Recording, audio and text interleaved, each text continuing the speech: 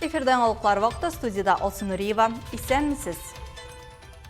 Ознақай районында язғы қыр ішлерін ұйыштыру бойынша көшме кеңешме узды. Оның ішінде ауыл жерліклері башлықлары, районның ветеран ақсақаллары, хужалық жетекшілері, ауыл хужалығы білгішлері қатнашты. Бүгін хужалықлар күзгі культураларға ошлама кіртуіні тәмамлап, көп еллық үләнлеріні тамырдан тукландыру үшін башқара. Төп мақсат ішлеріні уңышлы башқарып шығу. Язғы қыр ішлерін біздің хизметтәшләребез дә көріп қайтты.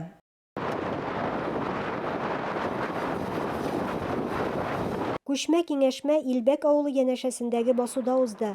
Үзәктә язгы кыр эшләрен башкару мәсьәләсе. Быел район буенча алганда чәчүлек җирләр 88,382 гектар мәйданны били. Шуның 41526-сына бөртекле культуралар, 24149 гектарда техник культуралар чәчү планда тора. Чәчүне сыйфатлы һәм вакытында башкарып чыгу алда торган төп бурыч дип искәртә район башлыгы. Бойында ұжым культуралары көп еллык үләннәрне тукландырдык. Без инде 12 апрельдә башланганы бу эшләребез. Менә бүгенге көндә инде чәчә башларга кирәк. Безнең инде ике хуҗалык, ике инвестор чәчә башладылар. Август безнең инвесторыбыз Вахит җирлегендә борчак чәчә башлады. Һәм менә агрофирма Ознакай, Илбәк җирлегендә менә алар арпа чәчә башладылар. Күрәен җитәкчеләребез белән сөйләштек. Монда инде фермерларыбызда менә бу атнада бөтенесе дә тотыналар чәчәргә. Хуҗалыкларда чәчү агрегатларын, сабан чәчкечләрне һәм башка техниканы ремонтлау алдан башкарылган. Орлык һәм ашлама җитәрлек күләмдә тупланган. Быелгысы ел менә бик яхшы гына килә инде. Яңгырлар явып тора, суыклар бөтен бүҗәкләрне әле үтереп тора. Шуңа инде менә язгы эшләргә әйбәт кенә кирип киттек. Пока инде дым каплатып бетердек дияргә була инде менә. Инде хәзер бүген инде чәчүгә чыктык, арпа чәчәбез. Инде бер гамса инде 880 гектарда инде менә. Язгы культуралар яңадан инде 400 гектар инде күзге культураларыбыз бар. Яңадан 150 гектар кукурузда, 200 гектар менә гел чәчәргә турабыз инде. Күчмә киңәшмәдә шулай ук техника куркынычсызлыгы, янгын куркынычсызлыгы хакында чыгышлар тыңланды. Ветераннар, җитәкчеләр алга куелган бурычлар хакында фикер тәкъдимнәрен уртаклашты. Илмира Шәрифуллина, Алмаз Эксанов. Яңалыклар вакыты Луч Әлмәт телекомпаниясе. Үзеңне тәрбияләү дөрес караштан башлана. Даими физик активлык, сыйфатлы йокы, стресс белән идарә итү һәм психик халәткә игътибар. Картайган көнеңдә ачык акылны ничек итеп саклап калырга? Үзеңне тәрбияләүнең кайсы ысуллары чыннан да нәтиҗә бирә? Бу сорауларга җаваплар Татнефть профсоюзының «Про твое развитие» форумында яңгырады. Лекцияләрне Ләйсән Галиева тыңлап кайтты. Здравствуйте, уважаемые коллеги, здравствуйте, привет всем. Ну что ж, мы рады приветствовать всех вас на открытии Первомайского форума Татнефть профсоюза «Про твое развитие». Беренче май форумы 3нче ел рәттән компания хезмәткәрләре өчен бер үк вакытта белем бирү мәйданчыгында фикердәшләр очрашу урыны да булып тора. Быел ул психологик хәл, эмоциональ интеллект үстерү, ми сәламәтлеге һәм узын гомергә багышланган. Бу танылган экспертлар чакырылган заманча белем бирү интенсивы. В ближайшие 3 дня я сделаю классно, аплодисменты друг другу. Про твое развитие форума быел үз хезмәткәрләрен генә түгел, сәламәтлек учреждениеләре һөнәр ияләрендә җыйды. Космос санатории баш табибы Альбина Бекмөхәммәтова Әлмәткә Алабугадан бер төркем хезмәттәшләр белән бергә килгән. Форумның темасы бүген медикларга пациентлар белән сыйфатлырак эшләү өчен аеруча файдалы ди табиб. Беренче менә бу хәзер очрашу безгә бик ошады.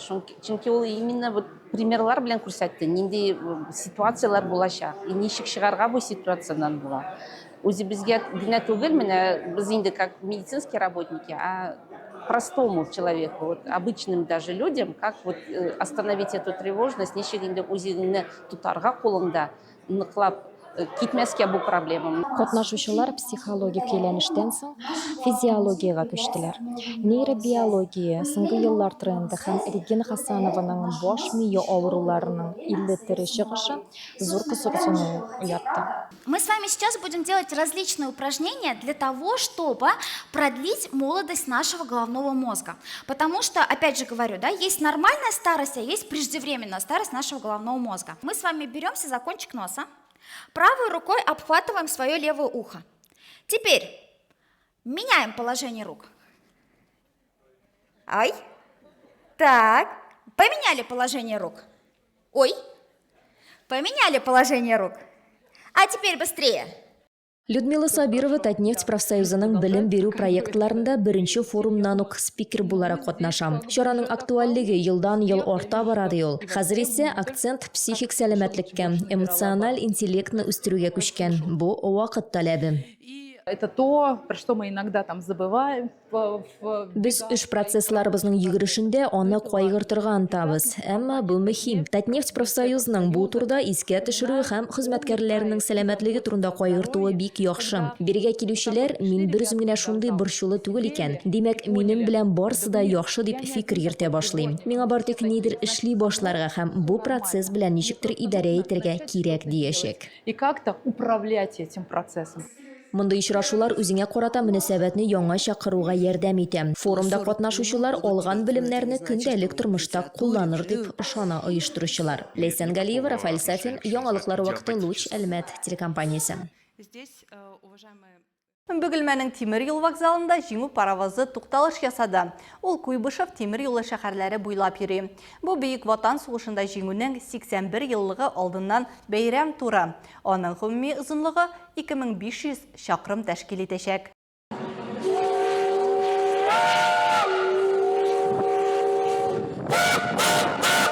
Тәгәрмәчләр дөмбердәве үзлексез алкышлар һәм ачык гудок астында Бөгелмә тимер юл вокзалының беренче платформасына легендар җиңү паровозы килеп туктады. Инде күркәм традициягә әверелгән бөтен Россия патриотик акциясе яңадан йөзләгән рәхмәтле йөрәкле бөгелмәлеләрне җыйды. Состав башында хәрәкәт итүче җиңү символы Лебедянка паровозы тора. Аны шулай дип төзүче конструктор Лебедянский хөрмәтенә атыйлар.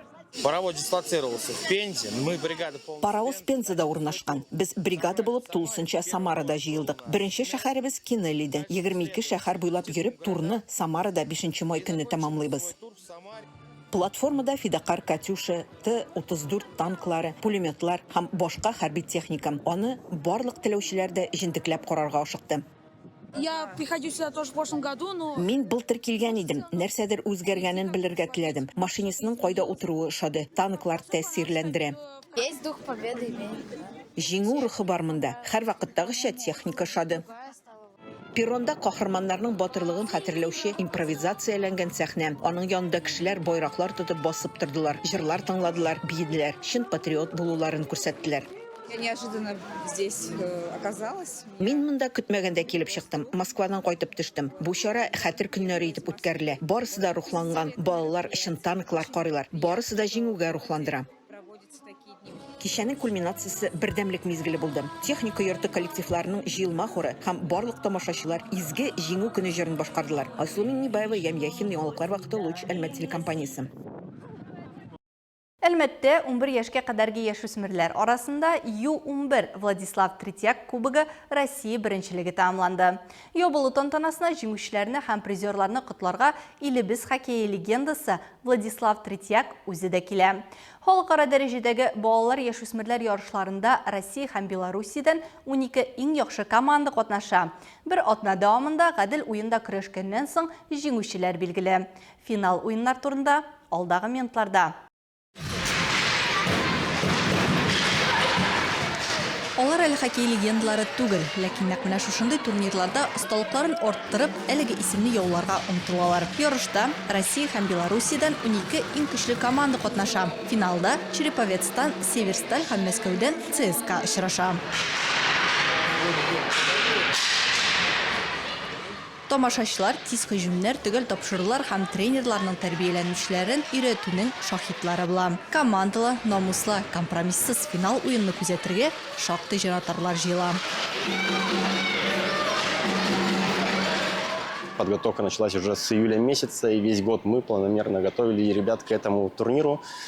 И мы все сделали правильно, раз показали такой хороший результат. Нам понравилось и турнир, и проживание, и питание, все на высшем уровне.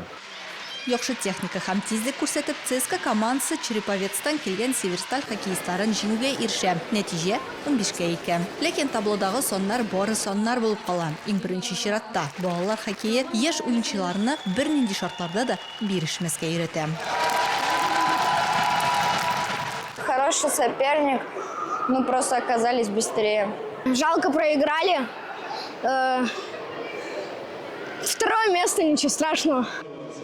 Ярышларны ябу һәм җиңүчеләрне бүләкләү тантанасына легендар хоккейчы, Россия хоккей федерациясе президенты Владислав Третьяк та килә. Үз чыгышында ул Татнефть компаниясенә Россия хоккей федерациясе оештыра торган масштаблы бөтен Россия турнирларына даими ярдәм иткәне өчен рәхмәт белдерә.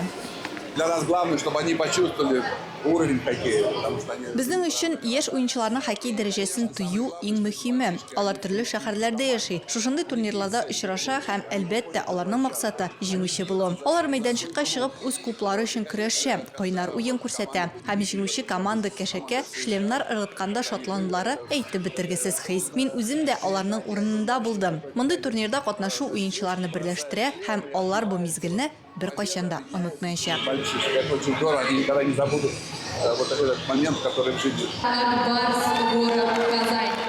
Нәтиҗәләр буенча бронза медальләрне Казанның Акбарс командасы ала. Көмеш медальләргә Череповецтан Северсталь командасы ия була. Беренче урын һәм Третьяк кубогының төп трофеен Мәскәүдән ЦСКА спортчылары яулый.